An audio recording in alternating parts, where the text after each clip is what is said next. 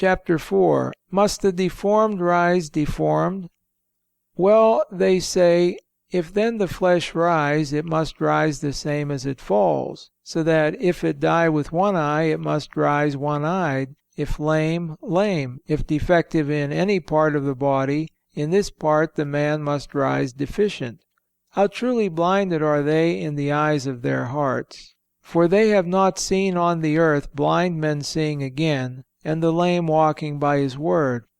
All things which the Savior did, He did in the first place in order that what was spoken concerning Him in the prophets might be fulfilled, that the blind should receive sight and the deaf hear, and so on; but also to induce the belief that in the resurrection the flesh shall rise entire.